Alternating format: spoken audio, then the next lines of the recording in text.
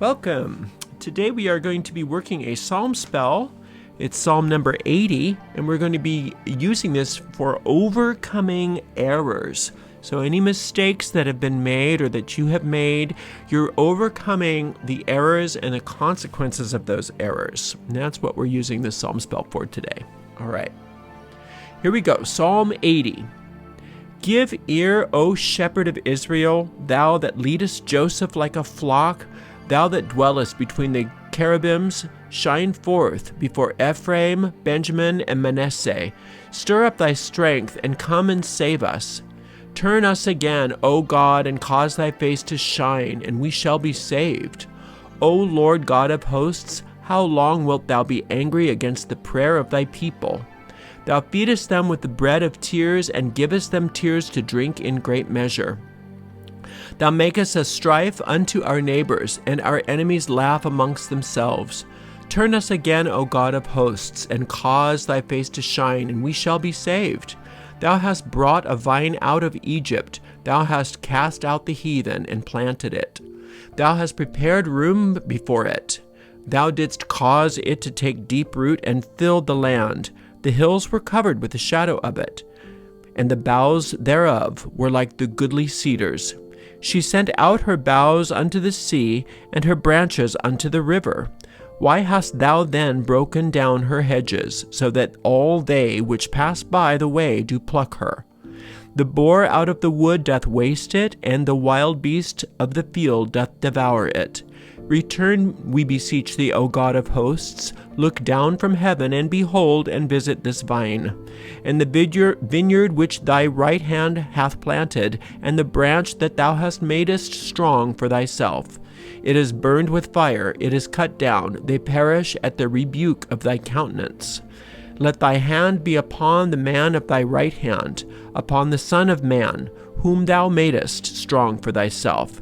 So will not we go back from thee. Quicken us, and we will call upon thy name. Turn us again, O Lord God of hosts. Cause thy face to shine, and we shall be saved. All right.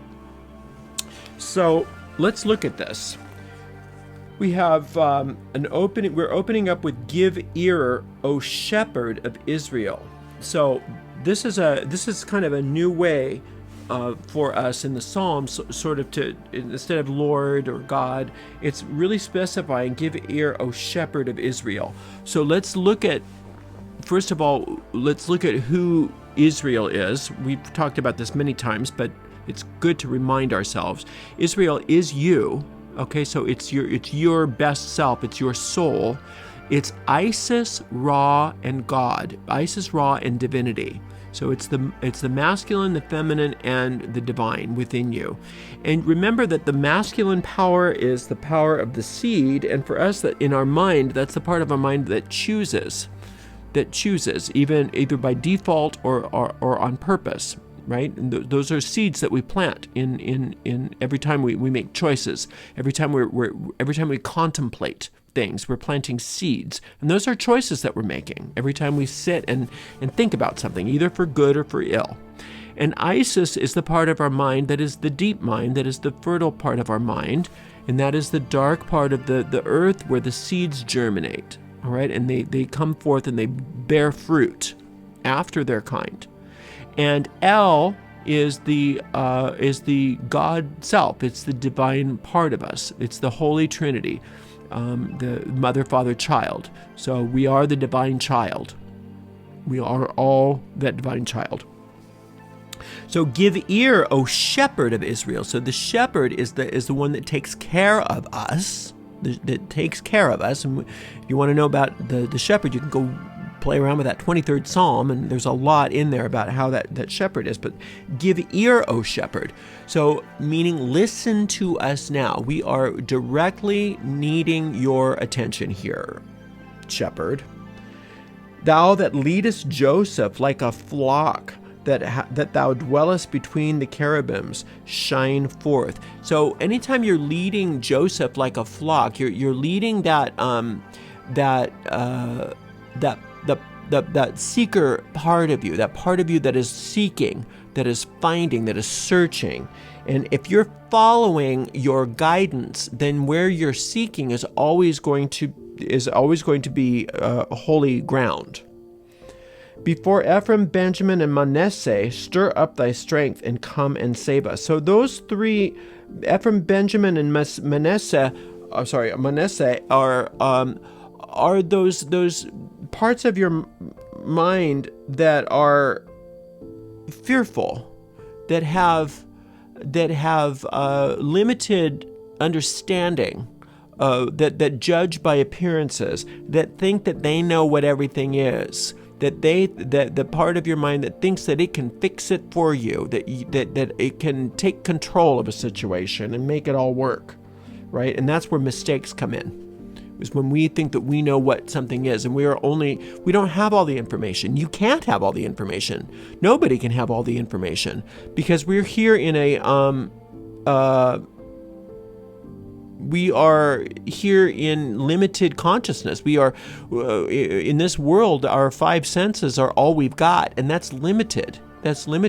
But when we open up into the real world, that inner world where we are a part, we are not bound by our five senses. We can see things as we are led, and we can see things for what they are, and that's where we don't make mistakes, and that's also where our mistakes are healed and covered. That's all that sin is, by the way, is just mistakes. Everybody makes mistakes, okay? So turn again, O God, and cause thy face to shine, and we shall be saved. So God did not turn away. We turned away. Every time you try to fix it yourself, you're saying, I don't need help. I don't need my infinite intelligence. I don't need infinite love. I don't need guidance. I'm fine all by myself. And that's when we make mistakes, and that's when it feels like God's turned its face from us. That's never going to happen, because we are as a sunbeam to the sun. So how can the sun turn its face away from a sunbeam? That's impossible. It would never happen. It's just not even in the nature of things. But the sunbeam that has consciousness can believe that God has turned its face away from it, and it can believe it's separate, and it's a fearful place to be. O Lord God of hosts, how long wilt thou be angry against the prayer of thy people? Okay, first of all, God of hosts means the leader of an army, the leader of an army of angels, right? So powerful is what we're talking about there. And then God being angry against the prayer of thy people. God's never angry at the prayer of his people. That's impossible. God only is the solution. God is only love. Now, if we're projecting anger onto God, it's because what we've done is we've done what we just said. We've turned and we've tried to figure things out ourselves. We've tried to be an island. We've tried to do things all by ourselves. We thought we were smart enough to do it all alone. And that in and of itself, that type of arrogance is what causes problems. And it seems as though when we project that onto infinite intelligence, as though infinite intelligence is mad at us. But that's not what's happening at all, not even a little bit. Thou feedest them with the bread of tears, and givest them tears to drink in great measure. Now we're talking about what happens when we experience these problems of our own creation. They're our own creation. And then we say, oh, I don't know what happened. God must be mad. Look what he's doing to me. That's feeling, and it's, again, even if you don't say that about God, that's what you're doing anytime you're feeling like the victim of circumstance, like you have absolutely no idea why you're being punished. Why did this happen to me? Why is this going on to me? Why is this happening to me? And never even considering the fact that there's part of your mind that was at the root of all of these problems that you're experiencing. Thou madest a strife unto our neighbors, and our enemies laugh amongst themselves. So we know what that feels like when we feel so alone in the world, when we feel like we are like almost the butt of the joke of the universe, like that everybody kind of looks at us, looks down on us, and that we just don't feel good enough. But that's not God either. God's not doing that. Infinite intelligence, infinite love. How in the world is it possible that infinite love is going to say, you piece of dirt, I mean, that's not, doesn't even make sense, does it? So that is of our own creation. Turn us again, O God of hosts, and cause thy face to shine, and we shall be saved. Okay, so now this is a good acknowledgement that once we recognize that these problems of our own making are what we don't want anymore, and that we acknowledge that we are at least somewhat involved in the creation of what this is in our lives, we have to come to that realization that we can't escape the problem from the consciousness that created the problem in the first place. That's why we need help. And that's when it is appropriate to say, God, turn your face and turn us again and turn us out of this problem and save us. Because your salvation just is simply the manifestation of your spell. So whatever mistake you're looking at within this spell, whatever specific goal you're having that you want correction for, once that happens, then that means you have been saved. That's all that means. That's all that terminology means, is the solving of your problem. Okay? Thou hast brought a vine out of Egypt. Thou hast cast out the heathen and planted it. Egypt in the Psalms, the Psalms as we know them, we don't know what they were probably in a very different form prior to being included in the Hebrew Bible, right? But in this book, Egypt represents captivity. Egypt represents limitations. Egypt represents problems. So thou hast brought a vine out of Egypt. So even within the problems, there is still divinity, right?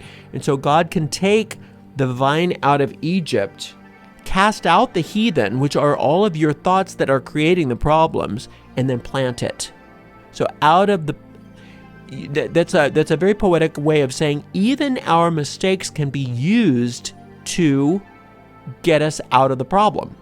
Even the anything that can be used. So no matter what we've done, no matter what we've said, no matter how bad it is, infinite intelligence can use it to our benefit to actually bring us out of the problem. And that's taking the vine out of Egypt, getting rid of the heathen, and then planting it. That's what that means. Thou preparest room before it. Thou didst cause it to take deep root and filled the land. So not only are you going to have your problem solved, but you're going to have great blessing as a result of the solving of the problems. The hills were covered with the shadow of it, and the boughs thereof were like the goodly cedars. It's going to grow so big and so expansive that your problem will become a blessing because of the fact that you were able to solve it this way. As a result of it, you're going to have so much good in your life, bigger than anything that you've ever imagined. She sent out her boughs unto the sea, and her branches into the river. Why hast thou Okay. Sorry, I just got myself lost here. The hills were covered with the shadow. There we go. She sent out her boughs unto the sea, and her branches unto the river. So what is the sea? And what is the river? In this particular place, the sea and the river are problems. She sent out her boughs into the sea and her branches into the river. These are the rivulets, the sea and the rivers of the problems themselves that seemed so insurmountable.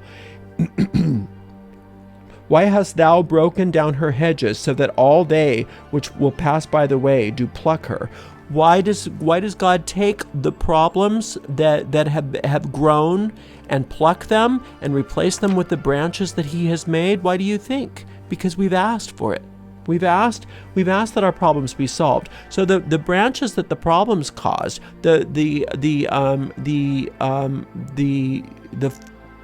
trees that were planted as seeds of problems are being plucked up, and instead we have this great cedar of Lebanon, this great this great blessing instead. The boar out of the wood doth waste it, and the wild beast of the field doth devour it.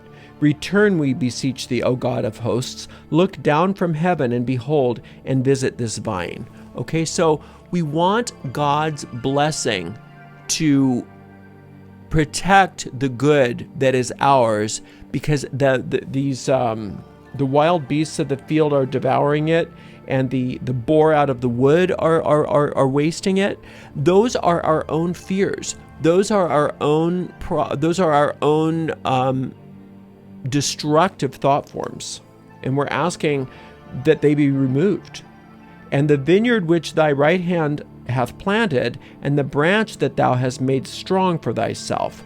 So when God makes something strong for himself in this context, it's as God doesn't need to be strong, right? God is all strength, but it's coming into recognition that the sun is strong, and we are a beam of that sun. So when God is making something strong for himself, God is making something strong for us in that context. And the vineyard which thy right hand hath planted, and the branch that thou hast made strong for thyself. Okay, we did that.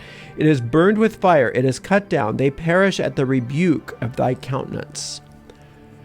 So what is the countenance of God? That is the face of God. It's how we recognize God. And we recognize God by his, her, their qualities. And infinite peace, infinite prosperity, infinite love, infinite joy. Those are the qualities of God, which are the countenance of God. And the rebuke of light, the light rebukes darkness by nature, not because it's angry at darkness, not because he's attacking darkness, but because light is light and darkness is darkness, and darkness is vulnerable to light because darkness is not real. And so the burning with the fire is literally the lighting up of the mind. So when you burn these negative thoughts with fire, it's simply the poetic acknowledgement of turning on the light, dispelling the darkness. The rebuke of thy countenance is the same thing, and just light rebuking darkness. Let thy hand be upon the man of thy right hand, upon the Son of Man, whom thou madest strong for thyself. The Son of Man is Israel. The Son of Man is that father, that Isis Ra El, and that's you. We are all the Son of Man. There's ultimately one mind in humanity. And so, upon the Son of Man, whom thou madest strong for thyself, again, it's when God creates, it's through love, and it's and like a dog doesn't give birth to a fox, so God creates godly things. So you are a God. You are of the same fabric of God. You are of the race of gods. That's who you are. And so that's what the Son of Man is, and that's how God makes you strong for himself, is you are of the same fabric. So will not we go back from thee? Quicken us, and we will call upon thy name. Again, what is the name of God? It's remembering the nature of God. It's remembering the qualities of God. You can go through each quality of God every single day, over and over again, that you can come up with all of your own. Infinite, life principle, perfect love, the soul of God. I'm an extension of God. I'm a soul, infinite spirit, that which cannot be destroyed, infinite light, infinite intelligence, infinite truth, perfect truth, divine truth, no lies can stand in the presence of truth, just like darkness can't stand in the presence of light. Infinite principle, 2 + 2 = 4, not 7. It's never going to change. This is eternal.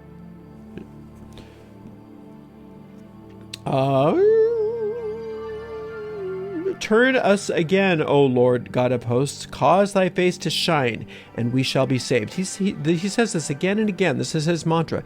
Turn us again, O Lord God of hosts, cause thy face to shine, and we shall be saved. Our faces shine as we are turned. We are turned as we allow ourselves to be turned toward the truth, and we are turned toward the face of God in this psalm. And our faces shine because God's countenance shines.